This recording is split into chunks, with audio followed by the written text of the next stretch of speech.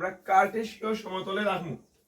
আমরা কার্টেসীয় সমতল অথবা স্থানাঙ্ক জ্যামিতি আমরা পড়ছি। আমরা শুধু একটা অক্ষরটাই দেখবো, একটা অক্ষরই আমরা দেখবো।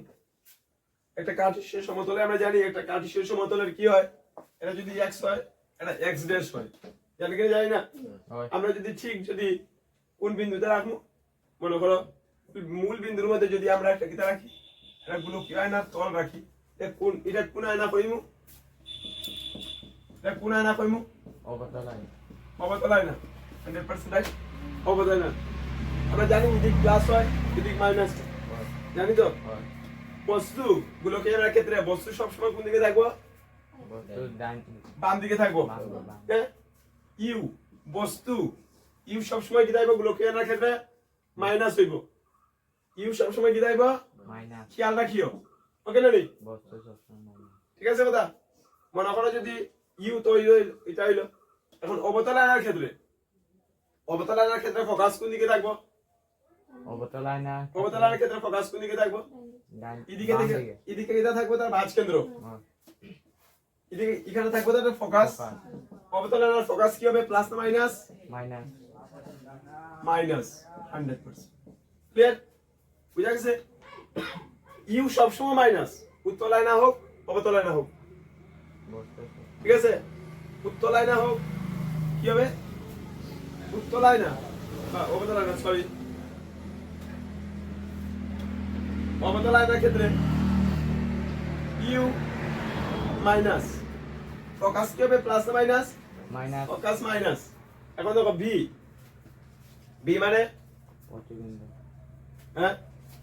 ভি মানে প্রতিবিম্বের অবস্থান।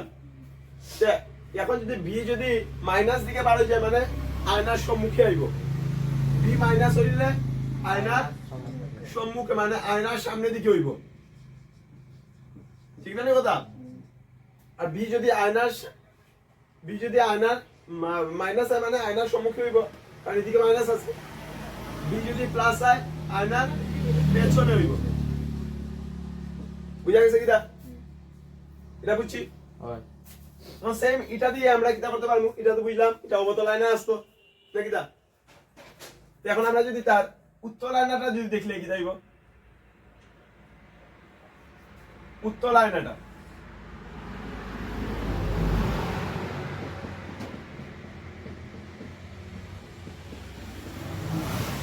উত্তল আয়না কি হবে?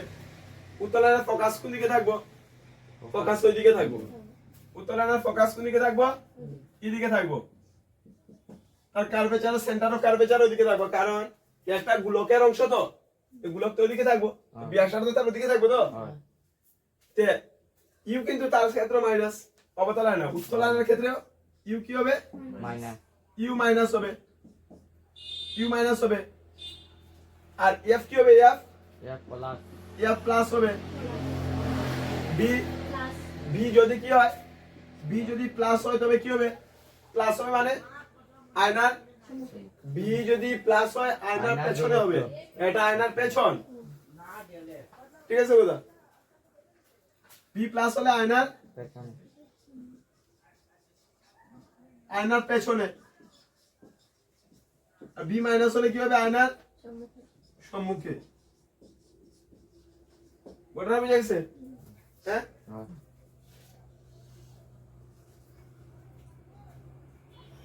ঠিক আছে। কারণ আরেকটা কথা, এইচ উচ্চতা, এইচ যদি প্লাস হয়ে যায় মানে, এইচ যদি প্লাস হয়ে যায় মানে প্রতিবিম্বটা খাড়া, নাকি? আর এইচ যদি মাইনাস হয়ে যায় মানে উল্টা, সেম তো? এটা দুটোটার ক্ষেত্রে সেম থাকবো, ক্লিয়ার না? নি